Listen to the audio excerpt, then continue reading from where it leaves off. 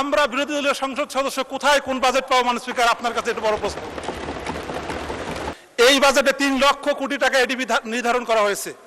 মাননীয় স্পিকার, আপনি মাননীয় অর্থমন্ত্রীকে একটা ডাইরেকশন দিবেন, এই 3 লক্ষ কোটি টাকা যেন 300 আসনে সমানভাবে বিভক্ত হয়। এই 3 লক্ষ কোটি টাকার জন্য প্রত্যেকটা আসনে 1000 কোটি করে টাকা পায় মাননীয় স্পিকার। মাননীয় সদস্য মাহবুবুল আলম, কুড়িগ্রাম 3, 5 মিনিট সময়, বলুন। ধন্যবাদ মাননীয় স্পিকার। আমরা যদি জুলাই অভ্যুত্থানের বৈষম্যহীন একটা সমাজ বিনির্মাণের আরেকটা বৈশিষ্ট্যকে আমরা অ্যাড করে এই বাজেটটাকে আমরা অ্যানালাইসিস করি মাননীয় স্পিকার, আমরা তাহলে পাবো এই বাজেটটি হলো একদম একটা অবাস্তব এবং বাস্তবায়ন অযোগ্য বাজেট মাননীয় স্পিকার। মাননীয় স্পিকার, অর্থমন্ত্রী ওনার বাজেট বক্তৃতায় খুব সুন্দর একটি কথা বলেছেন। উনি বলেছেন সম্পদের অসম বণ্টন, সুশাসনের ঘাটতি ও দুর্নীতির কারণে দেশে অর্থনৈতিক বৈষম্য ক্রমে বৃদ্ধি পাচ্ছে।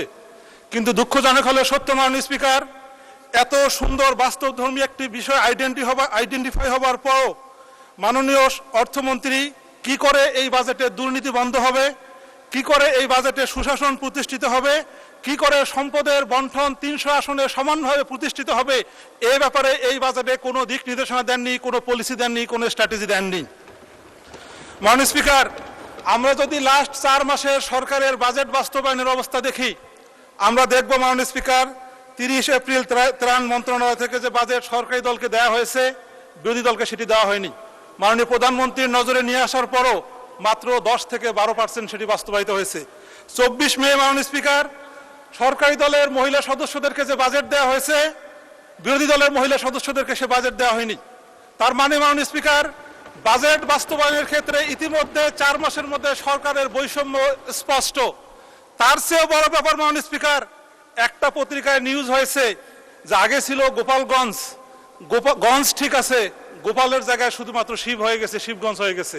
মাননীয় স্পিকার, এই শিবগঞ্জ আমাদের চাঁপাইনবাবগঞ্জের শিবগঞ্জ নয় মাননীয় স্পিকার, এটি হলো বগুড়া শিবগঞ্জ। 132 কোটি টাকা বরাদ্দ পেয়েছে বগুড়া। তার দ্বিতীয় অবস্থানে যে বরাদ্দ, এটি হলো গাজীপুর। গাজীপুরের চেয়ে বগুড়ার মাননীয় স্পিকার 90% বরাদ্দ বেশি।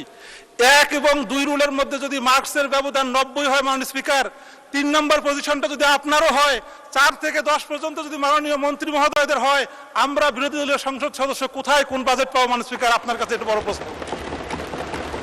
মাননীয় স্পিকার, এই সংসদ সদস্য হিসেবে 300 সদস্যের পক্ষ থেকে আপনার কাছ থেকে ডাইরেকশন চাই মাননীয় স্পিকার। এই বাজেটে 3 লক্ষ কোটি টাকা এডিবি নির্ধারণ করা হয়েছে। মাননীয় স্পিকার, আপনি মাননীয় অর্থমন্ত্রীকে একটা ডাইরেকশন দিবেন, এই 3 লক্ষ কোটি টাকা যেন 300 আসনে সমানভাবে বিভক্ত হয়। এই 3 লক্ষ কোটি টাকার জন্য প্রত্যেকটা আসনে 1000 কোটি করে টাকা পায় মাননীয় স্পিকার। আপনার কাছ থেকে এই ধরনের একটি প্রোটেকশন আমরা আশা করি। মাননীয় স্পিকার, এই বাজেটটা একটা বৈষম্যের দলিল। উত্তরাঞ্চল এই বাজেটে একদম বৈষম্য শিকার হয়েছে। মাননীয় স্পিকার, তিস্তা প্রজেক্টের কথা বলা হয়েছে কিন্তু বাজেট নাই। কুড়িগ্রামের মধ্যে ইপিজেডের কথা বলা হয়েছে কিন্তু বাজেট নাই। মাননীয় স্পিকার, উত্তরাঞ্চলকে কৃষির হাব করা হবে, বাজেট অপ্রতুল। আমরা সেনানিবাসের কথা বলেছিলাম, উল্লেখ নাই। কুড়িগ্রামে একটা মেডিকেল কলেজ চেয়েছিলাম মাননীয় স্পিকার, এই বাজেটে তার কোনো অবস্থান নাই। মাননীয় স্পিকার, চিলমারি থেকে রৌমারি পর্যন্ত আমরা একটা সেতু চেয়েছিলাম, এই বাজেটের মধ্যে তার কোনো অবস্থান নেই। আমার নির্বাচনী আসনের মাননীয় স্পিকার 71 ভাগ রাস্তা কাঁচা, এই 71 ভাগ রাস্তা যে পাকা হবে এর কোনো গ্যারান্টি আমি বাজেটের মধ্যে খুঁজে পাই না মাননীয় স্পিকার।